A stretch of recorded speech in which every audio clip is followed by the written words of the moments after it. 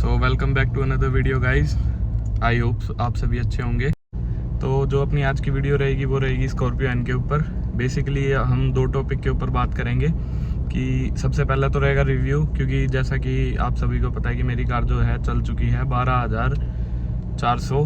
तो इसका रिव्यू क्या कुछ है, मतलब कैसी कार है, 12,000 मैंने चला दी तो एक कस्टमर का रिव्यू कैसा है स्कॉर्पियो एन को लेके 20 इंच एलॉय इसके अंदर। और दूसरा ये रहेगा कि हमारा एक हो चुका है छोटा सा नुकसान, छोटा नहीं काफ़ी मोटा ही नुकसान हो चुका है। तो अब उस नुकसान के लिए हमें कार को लेके जाना है शोरूम पे, जो कि वारंटी में चीज़ ठीक होगी। तो वीडियो रहेगी दो टॉपिक के ऊपर। तो पहला शुरू करेंगे हम रिव्यू का। लास्ट में जो हमारा नुकसान है उसके बारे में बताऊंगा, आपको हिंट दे देता हूँ, ये अपना एलॉय से रिलेटेड रहेगा। तो चलिए शुरू करते हैं। तो दोस्तों आ चुके हैं अपने महिंद्रा के शोरूम में। जैसा कि मैंने बताया था कि जो नुकसान हुआ है उसके लिए हमें कार अब खड़ी करनी पड़ेगी वारंटी के अंदर। तो बाकी आपको एक रिव्यू दे देता हूँ। पहला पार्ट है वीडियो का, उसको स्टार्ट करते हैं, जो कि अपना रिव्यू का। रिव्यू में स्कॉर्पियो एन, जैसा कि आपको पता है कि मेरा Z4 मॉडल है ऑटोमेटिक में। अब इसके अंदर हम देखा जाए तो सबसे पहली चीज़ आती है एवरेज की, जो अपनी कार पे मीटर पे शो कर रही है, जैसा कि आप देख रहे हो 7.7 की। पर ऐसा कुछ नहीं है, मेरे को बिल्कुल भी एवरेज 7 की नहीं देती है कार, 6 या 6.5 की मैक्स। और हाईवे पे ये कार मेरे को एवरेज देती है 9 की।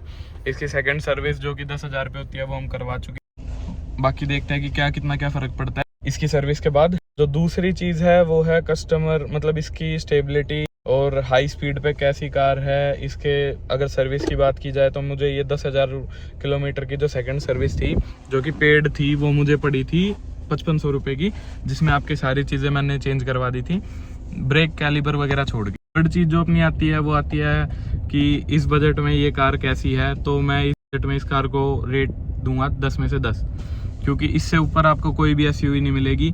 अगर आप एवरेज देखते हो तो इस कार को बेशक मत लेना, क्योंकि एवरेज देख के ये कार को मत खरीदना।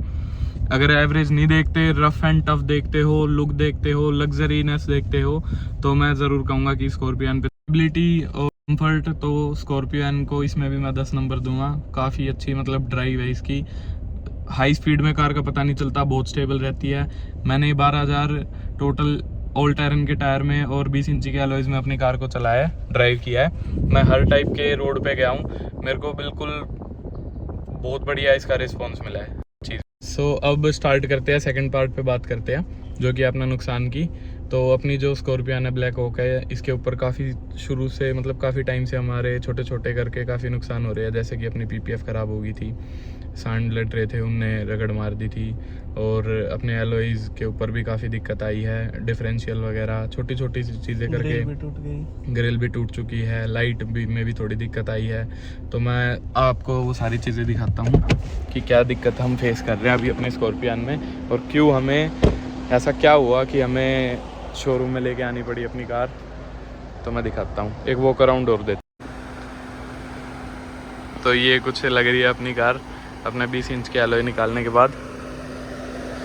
ये स्टील रिम्स इसमें वापस डाल दिया मैंने। काफ़ी सारे अपने भाई सोच रहे होंगे कि इतनी अच्छी भाई ने लुक बना रखी थी कार की और वापस 20 इंची से क्यों रिम पे आए हैं। कई लोग ये भी सोच रहे होंगे कि एवरेज के लिए या फिर कुछ दिक्कत आ गई होगी, इस वजह से भाई ने 20 इंची हटा के और रिम लगाए हैं। तो ऐसा कुछ भी नहीं है। सबसे मेन चीज़ तो ये थी कि हमारी कार को काफ़ी टाइम से नज़र मतलब लगती रहती है, कहीं भी चले जाएं अपनी कार है इतनी प्यारी। तो अभी सबसे पहले तो हमारे साथ हुआ कि एक बाइक वाले ने ठोक दी, ग्रिल पूरी टूट गई। पहले तो ये नुकसान हुआ हमारा। दूसरा नुकसान हुआ कि सांड लड़ रहे थे, उनने PPF पे रगड़ मार दी, ये इस साइड का पूरा पैनल मेरा हो गया ख़राब। चलो ये तो छोटी मोटी चीज़ें होती रहती है। जो मेन रीज़न है अपना रिम का वो मैं आपको बताता हूँ अंदर शोरूम में चलने के बाद। तो चलते हैं शोरूम के अंदर और आप सभी को दिखाते हैं। तो भाई आ चुके हैं अपने महिंद्रा के शोरूम में। अब वैसे शुरू में एक चीज़ सारे जो लोग बोलते थे वो ये बोलते थे कि स्कॉर्पियो एन बिल्कुल भी बकवास कार आई है, बिल्कुल नहीं बिकेगी, ये है वो है। तो अभी मैं आपको दिखाता हूँ कि महिंद्रा में कितनी स्कॉर्पियो एन आई हुई है। ये देखो गाइस, चेक करो। एक तो ये अपनी एन होगी, एक एन ये खड़ी है, 2 3 4 5 6 7 ये देख सकते हो 7N अभी शोरूम पे खड़ी है, जिसमें कि ये बस इनका एक वेयर हाउस है और दूसरा इसके पीछे है। अभी चलते हैं भाई से मिलने, दिखाते हैं उनको अपनी कार और पूछते हैं कितना क्या टाइम लगेगा। तो भाई अपनी कार अभी दे दिया अपने शोरूम में, देख रहे हो कितनी बेकार लग रही है बिना एलॉय के, मतलब मेरा खुद का चलाने का मन नहीं कर रहा। कार दे चुके हैं हम शोरूम के अंदर। वैसे तो वहाँ पे वीडियो बना के आप सभी को दिखाना था, पर अंदर फोटोग्राफी वगैरह बंद है, तो अपनी स्विफ्ट आ चुकी है। अब चलते हैं, आपको रास्ते में ही बताता हूँ भाई क्या कुछ दिक्कत है क्या नहीं है। तो चलते हैं अपनी शॉप की तरफ। आज अपने पास आई है होंडा सिटी राजस्थान से, उसके ऊपर भी प्रॉपर व्लॉग आएगा सारे काम के लिए। तो अब मैं आपको सारी चीज़ें बताता हूँ कि मेरी दिक्कत क्या आई थी कार में। सो गाइस आ चुके हैं अपनी शॉप पे वापस, अपनी कार को खड़ी करके। ये वो होंडा सिटी है जिसके बारे में मैं आपको बता रहा था। नेक्स्ट व्लॉग अपना पूरा इसके ऊपर रहेगा, ठीक है। ये अपने कार के एलॉय रखे हुए हैं चारों। तो अब बात करते हैं कार के बारे में कि ऐसा क्या हुआ जो हमें 20 इंची के एलॉय निकालने पड़े। सो आप सभी को पता होगा, वैसे जिनको नहीं पता मैं उन्हें बता दूं कि हम अभी रिसेंटली गए थे ऋषिकेश में घूमने के लिए। तो हमारे साथ ऐसा हुआ कि एक स्पीड ब्रेकर आया, कार काफ़ी स्पीड पे थी, वहाँ पे अच्छी खासी स्पीड पे कार कूद गई। तो उसके बाद से कार में काफ़ी दिक्कत आने लगी थी। सस्पेंशन वगैरह की तो ऐसा सच कोई इशू आया नहीं है, पर बबलिंग करने लगी थी कार। और यहाँ आने के बाद हमें पता चला कि डिफरेंशियल जो है अपना वो लीक कर रहा है। अब ये एक ऐसा पार्ट है कि या तो हम क्लेम में करवा सकते हैं या वारंटी में करवा सकते हैं। तो अब रही क्लेम की, तो मैंने क्लेम के लिए पहले तो अप्रूवल डाला नहीं था, वैसे ही सजेशन ली थी शोरूम पे। तो शोरूम वालों ने मेरे को देख के बताया कि आपके डिफरेंशियल पे कहीं पर भी कोई ऐसा इम्पैक्ट नहीं है कि इंश्योरेंस में ठीक हो। तो इस वजह से फिर जो दूसरा ऑप्शन हमारे पास था वो था वारंटी में चेंज होने का, क्योंकि किसी चीज़ पे अगर कोई निशान या चोट नहीं है तो फिर वो कंपनी वाले एज मतलब वारंटी के अंदर, क्योंकि हमने कार की एक्सटेंड वारंटी ले रखी है, तो उसका फ़ायदा ये होता है कि हमारे ये जो पार्ट्स वगैरह होते हैं ये हमें वारंटी में चेंज हो जाते हैं। अगर आप कैश की बात करें तो कैश में वो पार्ट हमारा 80,000 रुपये का था, जो कि अभी हमारा वारंटी में चेंज हो रहा है। पर उनका एक ये कंडीशन थी कि जो आपके एलॉय व्हील्स है ये इशू कर सकते हैं, तो इनको स्टील रिम्स आप डलवा के ले आइए ताकि वारंटी में फ़ोटोज़ वगैरह जो खींचेंगे उसमें इशू ना आए। तो इस वजह से मेन रीज़न ये था। मेरे को 20 इंची में कोई भी कैसी भी दिक्कत नहीं हुई है।